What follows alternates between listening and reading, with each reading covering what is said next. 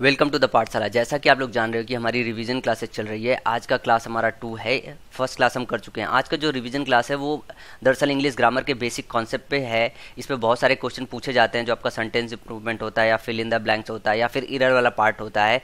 तो आज हम उस पर बेस्ड कुछ क्वेश्चन की प्रैक्टिस करेंगे। सबसे पहले इस माइंड बाउल कॉन्सेप्ट को समझते हैं कि देखिए ये थोड़ा सा आपका न्यू पार्ट है जो शायद आपसे छूटा हुआ है, और ये वो लीकेज है। तो आप डिसाइड कीजिए कि आपको ये न्यू पार्ट भरना है या फिर लीकेज भरना है। और अगर मेरी राय मानेंगे तो मैं आपको बोलूँगा रिवाइज कीजिए और रिवाइज कीजिए, और जितना आपने पढ़ा है वही रिवाइज करके जाइए। इसका आपको बहुत बेनिफिट मिलेगा। अगर आप में से किसी ने अभी तक ये चैनल सब्सक्राइब नहीं किया है तो चैनल सब्सक्राइब कर लीजिए। और एसएससी सीजीएल 2017 देने वाले स्टूडेंट को मैं बोलना चाहता हूँ कि टीयर 2 की क्लासेस जैसे ही आपको 24 को एग्जाम खत्म होगा, 3 से 4 दिन बाद से हम अपनी टीयर 2 की क्लासेस स्टार्ट कर देंगे और बहुत प्रॉपर तरीके से आपको टीयर 2 की क्लासेस देंगे। इसकी हम लोगों ने बहुत भरपूर जोर पे तैयारी कर रखी हुई है। और आप समझिए कि जैसे आपका 4 तारीख को पेपर या 5 तारीख से स्टार्ट है, तो 5 तारीख को पेपर खत्म हुआ है, 7 तारीख को पेपर खत्म हुआ, तो आप क्या कीजिएगा, 2-3 दिन रेस्ट लीजिएगा। और जो मैंने ऑलरेडी पढ़ाया, जो ऑलरेडी आपने पढ़ा है, उसको आप जब तक ये क्लासेस स्टार्ट नहीं हो जाती प्रॉपर तरीके से रिवाइज कीजिएगा, क्योंकि अभी तक जो आपने पढ़ा है वो भी टीयर 2 का पार्ट है। टीयर 2 में कुछ चीज़ें नई ऐड होती है, लेकिन ये जो अभी तक आपने पढ़ा है वो सबसे ज़्यादा इंपॉर्टेंट रोल प्ले करेगा। तो जब तक क्लासेस स्टार्ट ना हो तो आप उस पर रिवीजन पे फोकस कीजिए। अब आप वीडियो को स्किप करके अपना जो है लेक्चर अटेंड कीजिए, क्योंकि मैं कुछ इन्फॉर्मेशन 2018 की प्रिपरेशन करने वाले स्टूडेंट को भी देने वाला हूं। अब बात करें अगर एसएससी सीजीएल 2018 जो नेक्स्ट ईयर की तैयारी कर रहे हैं, उनके लिए हम पता है एक नया काम कर रहे हैं कि हम 5 मंथ्स की 2 शिफ्ट चलाने वाले हैं। एक तो अभी 1-1.5 महीने बाद से स्टार्ट करेंगे और 31 जनवरी तक क्लासेस चलाएंगे, और उसके बाद 1 फरवरी से स्टार्ट करेंगे और एग्जाम तक क्लासेस चलाएंगे। तो इससे क्या होगा, स्टूडेंट एक बार पढ़ेगा, दूसरी बार उसको प्रॉपर तरीके से रेक्टिफाई करेगा एरर, और हम उसके साथ वर्कआउट करके उसे मास्टरी दिलाएंगे किसी भी तरीके से कि वो परफेक्शन पे जाए, वो टॉप करने पे जाए। ये वीडियोज हम शेड्यूल्ड रखेंगे, इसके लिए हमने नया चैनल क्रिएट किया हुआ है। और शेड्यूल्ड वीडियोज़ का मतलब ये है जैसे कि हम वीडियोज़ अभी से अपलोड कर रहे हैं, जब वो अपलोड हो जाएगी तो हम टाइम वगैरह सारा कुछ आपको बता देंगे और अनाउंस कर देंगे कि वेडनेसडे को ये लेक्चर हमारा मैथ का आना है और थर्सडे को हमारा इतने बज के इतने टाइम पे आना है। आपको एग्जैक्टली उसी टाइम पे मिलेंगी। ये हम इसलिए कर रहे हैं क्योंकि बहुत सारे स्टूडेंट के साथ होता क्या है कि उन्हें ऑफलाइन कोचिंग चाहिए होता है, मतलब उनका रूटीन नहीं बनता है। तो क्लास रूम में जाते हैं ऑफलाइन क्लासरूम में, तो ये बोलते हैं कि नहीं हमारा रूटीन बना हुआ है। अगर हम सीधे सीधे वीडियो जैसे अपलोड कर लेते तो आप उसे डाउनलोड करके रख तो लेते हैं, या फिर लगातार देख नहीं पाते हैं। अगर प्लेलिस्ट में है भी तो आपका मन उतना सही से नहीं लगता है। लेकिन अगर आपको थोड़ा सा गैप करके इंटरवल पे वीडियोस मिले तो आप पढ़ते हो, देन प्रैक्टिस करते हो, फिर वेट करते हो। तो थोड़ा वेट करने पे क्या चीज़ होती है ना, तो आपको थोड़ा सा टाइम मिल जाता है। तो ये हम पूरा का पूरा परफॉर्म करने की कोशिश कर रहे हैं कि हम ये प्लेटफॉर्म बिल्कुल प्रॉपर तरीके से और सही से बनाएंगे। इस वीडियोस के नीचे कार्ड में, इन स्क्रीन में, डिस्क्रिप्शन में, सब जगह उस नए चैनल का लिंक होगा। आपको उस लिंक को ओपन करके जाना है, उस चैनल को सब्सक्राइब करना है। हम ई बुक देंगे, हम सारा मटेरियल देंगे ताकि आपको किसी भी चीज़ की प्रॉब्लम ना हो, आपको सब कुछ सॉलिड तरीके से मिले। और जो हम कंटेंट प्रिपेयर कर रहे हैं वो एसएससी के हिसाब से बहुत सॉलिड तरीके से कंटेंट प्रिपेयर कर रहे हैं, क्योंकि हमको पता है एसएससी क्या पूछती है, क्या जानना चाहती है और क्या आपको पढ़ना चाहिए। और ये शॉर्टेस्ट बात क्या होगा वो हम आपके लिए बताने वाले हैं कि घूमिए नहीं, भटकिए नहीं, आप सीधे सीधे पढ़िए और थोड़े से कम मेहनत पे एक बार में ही क्रैक कर लीजिए। मैं नहीं चाहता हूं कि कोई स्टूडेंट दूसरी बार में जाए एसएससी क्रैक करने के लिए, चाहे वीक हो चाहे थोड़ा अच्छा हो। अगर थोड़ा अच्छा है तो टॉप करने के लिए जाए, थोड़ा वीक है तो सेलेक्ट हो जाए। तो इस तरीके से हम कुछ ना कुछ करने वाले हैं। तो आप लोग इसके लिए तैयार रहिए, वीडियो को जो है प्रॉपर तरीके से देखते रहिएगा। और नीचे जो डिस्क्रिप्शन में, कार्ड में और इंड स्क्रीन में चैनल का लिंक मिलेगा, आप वहाँ पर चैनल ओपन कीजिए और चैनल को सब्सक्राइब कीजिए।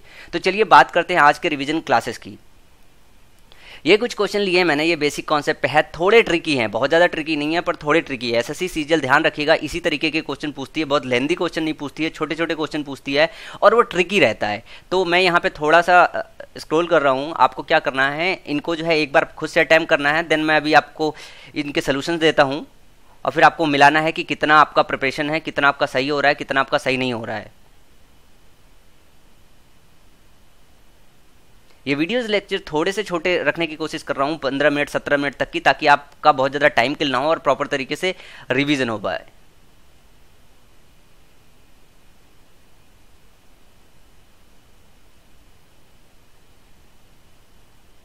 चलिए बात करते हैं क्वेश्चन नंबर 1 की।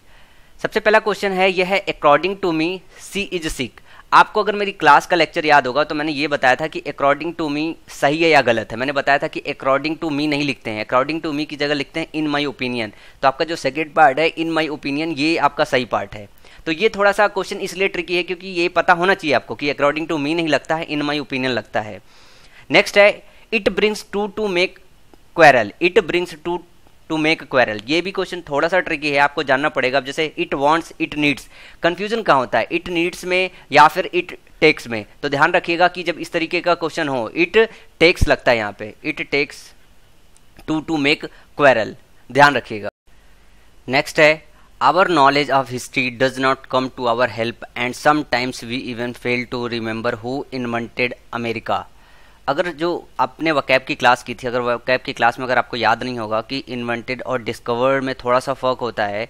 इन्वेंट वो होता है जब हम किसी चीज़ को, नई चीज़ को जो है बनाते हैं, इन्वेंट करते हैं, और अगर कोई पहले से प्रेजेंट हो, अगर उसको हम खोजते हैं तो उसके लिए डिस्कवर वर्ड आता है। तो यहाँ पे इन्वेंटेड की जगह क्या होगा, डिस्कवर्ड होगा। नेक्स्ट है माई grandfather owns 50 acre of wetland. My grandfather owns 50 acre of wetland. अब थोड़ा सा अगर इसमें ध्यान नहीं दोगे तो गलती कर सकते हो, यहाँ पे 50 एकर्स होना चाहिए। ये क्वेश्चन आपको थोड़ा सा इजी लग रहे हैं, ये क्वेश्चन जो है इजी हैं, पर एग्जाम में क्या होता है ना, थोड़े से ट्रिकी होते हैं, तो कभी कभी दिखाई नहीं देते हैं। तो ये सारे वो क्वेश्चन है जो कहीं ना कहीं कभी ना कभी मुझे कंफ्यूज किए हुए हैं। और ये जो क्लासेस है ना, धीरे धीरे टफ और टफ और टफ, तो जितना भी मटेरियल है जिसमें किसी भी तरीके का कंफ्यूजन हो सकता है एग्जाम में, वो मैं सारा लेने वाला हूँ, तो क्लासेस पूरा करते रहिएगा। नेक्स्ट है the students are not prepared. The students are not prepared to listen the examination, नहीं होगा, आपको पता है। टू वर्क द एग्जामिनेशन, नहीं होगा। लेकिन यहाँ पे आता है to take the examination, to give the examination. इसमें बहुत कंफ्यूजन होता है। तो मैंने आपको एक लेक्चर में बताया था कि टू टेक द एग्जामिनेशन होता है, तो इसका थर्ड पार्ट सही होगा। कंफ्यूजन होता है, टू गिव होगा, टू टेक होगा, तो बहुत सारे स्टूडेंट टू गिव में जो है टिक मार के आते हैं। तो ध्यान रखिएगा कि एग्जामिनेशन हम टेक करते हैं, गिव नहीं करते हैं। नेक्स्ट है I suffer from no doubts, hallucinations, imaginations, wonder. इस वाले क्वेश्चन में बहुत डाउट होता है कि क्या हम भरे। I suffer from no doubts, hallucinations, imaginations, wonder about my capabilities. I suffer from no wonder, ऐसा भी फील आ सकता है। नो इमेजिनेशन, शायद इसको आसानी से काट ले सकते हो। आई सफर फ्रॉम नो डाउट्स हो सकता है। अब यहाँ पे ध्यान रखिएगा कि हेलुसिनेशन का मतलब होता है एक तरीके से कि वो चीज़ दिखाई देना जो हो ना। तो यहाँ पे जो फिट ऑप्शन है वो है हेलुसिनेशन, कि आई सफर फ्रॉम, मैं मतलब सफ़र करता हूँ नो हेलुसिनेशन से, मतलब मुझे अपनी कैपेबिलिटी के बीच में कोई डाउट नहीं है, तो मुझे मतलब ऐसा कुछ दिखाई नहीं देता। यहाँ पे आप समझिए I suffer from no hallucination, no इसलिए लगाया गया है कि मेरे मन के अंदर कोई डाउट नहीं है। तो यहाँ पे जो डाउट है ये वर्ड नहीं आएगा, यहाँ पे करेक्ट जो अप्रोप्रिएट वर्ड है वो हेलुसिनेशंस आएगा यहाँ पे। नेक्स्ट है the host offered me T but I denied it.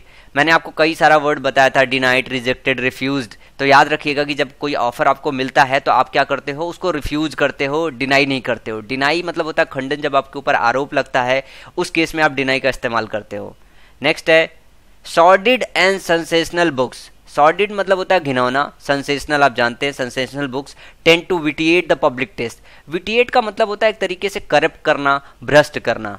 अब यहाँ पे देखिए डिस्टॉर्ट भी आपको लगेगा हो जाएगा, डिवाइड भी लगेगा हो जाएगा, और सबसे ज़्यादा जिस ऑप्शन पे जाता है वो जाता है डिस्ट्रैक्ट पे, कि पार्ट थर्ड सही होगा। लेकिन ध्यान रखिएगा विटिएट का मतलब करप्ट होता है, तो घिनौना और सेंसेशनल बुक है जो पब्लिक का जो टेस्ट है ना उसको करप्ट करता है। विटिएट यहाँ पे सही है, तो यहाँ पे कोई इंप्रूवमेंट नहीं जाएगा। ये जितने भी क्वेश्चन है सारे एसएससी में आए हुए ऑलरेडी है प्रीवियस ईयर में। नेक्स्ट है you must complete your career with all seriousness, follow, pursue, direct. ये थोड़ा सा इजी क्वेश्चन है, आप में से कुछ स्टूडेंट ऐसे हो सकते हैं वो शायद इसका मतलब ऑप्शन कौन सा है वो ना जान रहे हो, लेकिन ज़्यादातर स्टूडेंट जानते होंगे कि हम परसू करते हैं। परसू का मतलब ये होता है कि टू फॉलो कम्प्लीटली, किसी चीज़ को फॉलो करना। तो जब भी हम इस तरीके से इस्तेमाल करते हैं तो आपने देखा होगा कि स्कूल, कॉलेजेस वगैरह या फिर कोर्सेज वगैरह के लिए हम परसू वर्ड का इस्तेमाल करते हैं। इसका मतलब होता है to follow up.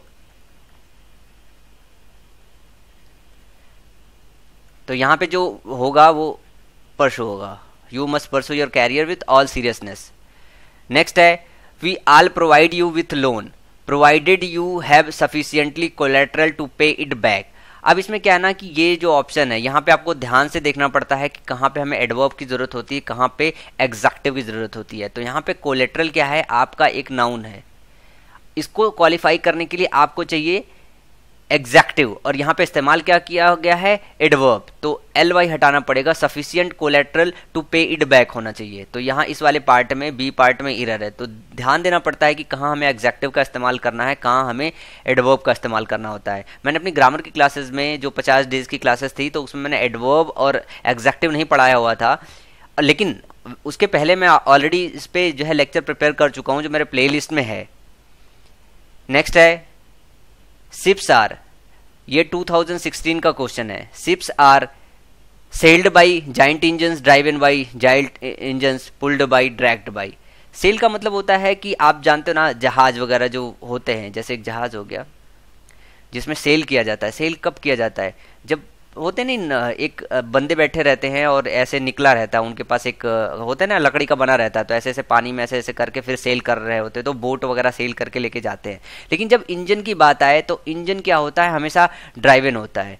Ships are driven by giant engine, तो ध्यान रखिएगा कि जो इंजन होता है, जो इलेक्ट्रिकल इंजन वगैरह होता है, वो ड्राइव होता है। पुल्ड बाई नहीं होता, पुल मतलब होता खींचना, ड्रैग मतलब भी खींचना होता है। तो ध्यान रखिएगा यहाँ सेल और ड्राइवन में ड्राइवन होगा, सेल नहीं होगा। नेक्स्ट है you must endure what you can not cure.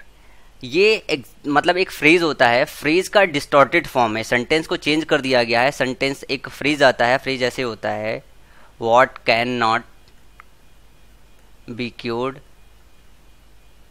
Must be endured, must be, ये एक फ्रेज होता है, ये फ्रेज है, इस तरह से आता है what can not be cured must be endured. इसका हिंदी में मतलब होता है कि गले पड़ा ढोल बजाना पड़ता है, गले पड़ा ढोल बजाना पड़ता है। तो उसी को इस फॉर्म में लिखा गया है, तो यहाँ सेंटेंस में कोई गड़बड़ी नहीं है, इंड्योर सही है, इसको चेंज करने की जरूरत नहीं है। नेक्स्ट है द अदर्स सुक their heads and made wagyu noises of approval. Wagyu का मतलब वो होता है कि जो समझ में ना आए। द अदर सुक देयर हैंड, सेक सुक सेकेंड होता है, ये हिलाने के सेंस में होता है। कोई चीज़ आप हिला नहीं रहे हो तो, लेकिन यहाँ पे क्या है, आप सर हिला रहे हो, तो सर जब हिला रहे होते तो जो करेक्ट या अप्रोप्रिएट वर्ड होता है सर हिलाने के लिए वो होता है नोड। नोड का मतलब होता है एक तरीके से सर हिलाना, तो नोडेड यहाँ पे अप्रोप्रिएट वर्ड होगा सुक की जगह पे, तो ऑप्शन नंबर 3 करेक्ट होगा। नेक्स्ट है Krishna's stories affected, effected, changed, afflicted me very strangely. यहाँ पे थोड़ा सा डाउट होता है, एक तो होगा कि अफेक्टेड इफेक्टेड में क्या होगा, चेंज्ड और एफ्लेक्टेड में क्या होगा। तो यहाँ पे आपको देखना पड़ेगा कुछ जरूरत क्या है। यहाँ पे आपको जरूरत है वर्ब की, नाउन की नहीं। तो जो इफेक्ट होता है ये होता है आपका नाउन, और इफेक्ट जो होता है ये वर्ब की तरह इस्तेमाल करते हैं, तो यहाँ पे लगेगा अफेक्ट।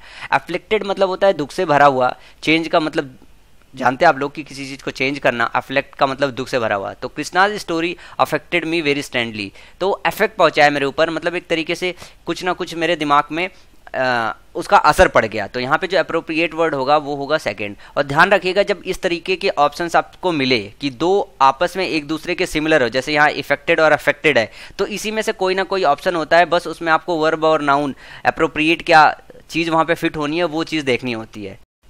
नेक्स्ट है the origin of Saraswati and their disappearance have always been a matter of debate. यहाँ पे आपको ध्यान देने की जरूरत है कि जो बी पार्ट है आपका और जो आपका सी पार्ट है, इन दोनों पार्ट में आपको एरर महसूस हो सकता है। जैसे द ओरिजिन आप देखेंगे तो वर्ब कहेंगे कि हैव नहीं आया, हैज आएगा, ठीक है।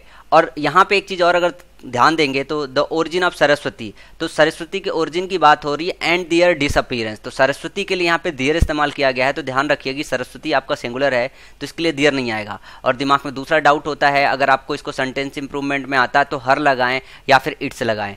तो जो ये सरस्वती है वो नदी के लिए इस्तेमाल हुआ है, नदी के लिए सरस्वती नदी की बात की जा रही है, तो यहाँ पे इट्स इस्तेमाल होगा, हर नहीं। अगर ये लड़की का नाम होता तब हम हर इस्तेमाल करते। तो the origin of Saraswati and it's disappearance, तो द ओरिजिन और डिसअपीयरेंस दो आपका सब्जेक्ट है, एंड से जुड़ा हुआ है, इसके लिए यहाँ पे हैव का इस्तेमाल किया गया है। तो बी पार्ट में एरर है, आपको इट्स लगाने की जरूरत है। नेक्स्ट है Sudha is an extremely bad mannered girl and avoid socialising. यहाँ पे आपको ध्यान देने की ये जरूरत है कि Sudha is an extremely bad mannered girl. देखो एक होता है बैड, एक होता है इल मैनर्ड, बैड मैनर्ड और इल मैनर्ड। तो बैड क्या होता है, बैड ऐसे समझिए कि बैड होता है आपका एग्जेक्टिव, और इल जो होता है आपका होता है एडवर्ब। आपको यहाँ पे देखना है कि आपको एग्जेक्टिव चाहिए या एडवर्ब चाहिए। गर्ल आपका नाउन है, गर्ल को क्वालिफाई कर रहा है, वी पार्टिसिपल फॉर्म मैनर का मैनर्ड, ये एग्जेक्टिव की तरह काम कर रहा है। अब एग्जेक्टिव को क्वालिफाई करने के लिए यहाँ पे आपको एडवर्ब की जरूरत है, तो यहाँ पे इल मैनर्ड लगेगा, ना कि बैड मैनर्ड। बैड आपका एग्जेक्टिव होता है तो इल मैनर्ड गर्ल सही होगा। इल आपका क्या होगा, एडवर्ब होगा, मैनर्ड एग्जेक्टिव, गर्ल नाउन। तो ये सीक्वेंस होता है एडवर्ब, एग्जेक्टिव और देन नाउन। मैंने जो है आपको एडवर्ब एग्जेक्टिव की जो क्लासेस है वो ग्रामर की क्लासेस में नहीं कराया है, लेकिन मैंने इसको पहले करा दिया हुआ था, तो प्लेलिस्ट में पड़ी हुई है। अगर आप लोगों को थोड़ा बहुत प्रॉब्लम है तो वहाँ पे आप जाके इस चीज़ को सीख सकते हैं। मैं ग्रामर की क्लासेस में अभी जैसे ही 3 तारीख के रिवीजन के बाद स्टार्ट होगी क्लासेस, जब पेपर चल रहा होगा तब मैं ये क्लासेस कराऊंगा जो स्टेनो और MTS वगैरह की तैयारी कर रहे हैं उन स्टूडेंट्स के लिए। नेक्स्ट है, she is an expert painter and can draw any figure with just a stroke of practised hand. आपको याद होगा मैंने जो आपको वर्ब का एक लेक्चर दिया हुआ था जिसमें वकैब वाले पोर्शन में मैंने बताया था, काफ़ी सारे 130-140 के आसपास वर्ड लिए थे, जिसमें मैंने आपको बताया था क्या नाउन की तरह काम करता है, क्या वर्ब की तरह काम करता है। तो हमें मैंने प्रैक्टिस के विषय में बताया था कि प्रैक्टिस में जो सी आता है वो नाउन की तरह काम करता है और जो एस आता है वो वर्ब की तरह काम करता है। यहाँ पे आप देखिए कि जब भी आपको एक वर्ब को एग्जेक्टिव की तरह इस्तेमाल करना हो, क्योंकि प्रैक्टिस्ड हैंड का मतलब ये है हैंड के लिए आपने एक एग्जेक्टिव लिया है, तो जब भी आपको वर्ब को एग्जेक्टिव चेंज करना हो तब आप क्या करते हो, उसका वी3 फॉर्म या पार्टिसिपल फॉर्म इस्तेमाल करते हो। और अगर नाउन हो तो नाउन में ly लगा के एग्जेक्टिव बनाते हो। तो यहाँ पे आपका वर्ब जो है एग्जेक्टिव की तरह काम कर रहा है, तो यहाँ पे सी की बजाय एस होगा। ये जो सी होता है वो नाउन होता है, तो प्रैक्टिस्ड नहीं एस होगा, प्रैक्टिस्ड SED, तो ये फिर यहाँ पे एग्जेक्टिव बन जाएगा। नेक्स्ट है, I was not all together happy with my performance. यहाँ पे 2-3 क्वेश्चन मैंने एग्जेक्टिव पे बेस लिया है। यहाँ पे ऑल टुगेदर जो है ये गलत है, जो हैप्पी है वो आपका नाउन है, ऑल टुगेदर इसके लिए यहाँ पे एग्जेक्टिव चाहिए। ऑल टुगेदर का मतलब यहाँ पे जो है ना कि I was not all together happy, मैं कंप्लीटली हैप्पी नहीं था। तो अगर आप ऐसे लिखते हो ऑल टुगेदर तो ये होता है आपका एग्जेक्टिव, इसका मतलब होता है कंप्लीटली। तो I was not all together, I was not completely happy with my performance, तो ऑल टुगेदर ये इस तरीके से होगा, एक साथ इस्तेमाल होगा, ALTOGETHER, all together happy with my performance. Next है, my every day dress is, same concept यहाँ पे भी है, my every day dress is simple easy to maintain and that gives me an elegant appearance. अब यहाँ पे समझिए कि एवरी डे जो है ये अलग अलग नहीं होगा। यहाँ पे अगर एग्जेक्टिव की तरह ड्रेस के लिए मतलब रोजाना की जो ड्रेस है उसकी बात हो रही है, तो रोजाना के लिए यहाँ पे ये एवरी डे एक साथ आएगा, ये फिर यहाँ पे एग्जेक्टिव का काम करेगा। तो my every day dress is simple easy to maintain and that gives me an elegant appearance, ये करेक्ट होगा। ये जो सारे के सारे जो मैंने क्वेश्चंस लिए हैं, मैं प्रीवियस ईयर्स में कभी ना कभी पूछे गए क्वेश्चंस है और एसएससी इसी तरीके के क्वेश्चन पूछती है। और आप ये रिवीजन क्लासेस बिल्कुल मत मिस कीजिएगा, क्योंकि इस तरीके के बहुत अच्छे अच्छे क्वेश्चन मैं लेने वाला हूँ। तकरीबन 150-200 क्वेश्चन अगले 7-8 डेज में मैं डिस्कस करने वाला हूँ। अगर आपने उसकी प्रैक्टिस कर ली तो आप जैसे एग्जाम में जाओगे आपको डिक्टो क्वेश्चन मिल जाएगा। थोड़ा बहुत चेंज हो सकता है, नहीं तो ऐसा हो सकता है कि आपको सारे के सारे क्वेश्चन मिल जाए। सो आपको प्रॉब्लम जो होती है ना कि हाँ मेरा सर सेंटेंस इंप्रूवमेंट गलत हो रहा है, फिल इन द ब्लैंक्स वाला पोर्शन गलत हो रहा है, मैं एरर फाइंड आउट नहीं कर रहा हूँ, तो 150-200 क्वेश्चन प्रैक्टिस करने के बाद थोड़ा सा आपको और कॉन्फिडेंस आ जाएगा। सो अभी के लिए इतना ही, नेक्स्ट वीडियो लेक्चर में फिर मिलेंगे, तब तक के लिए थैंक यू, बाय बाय।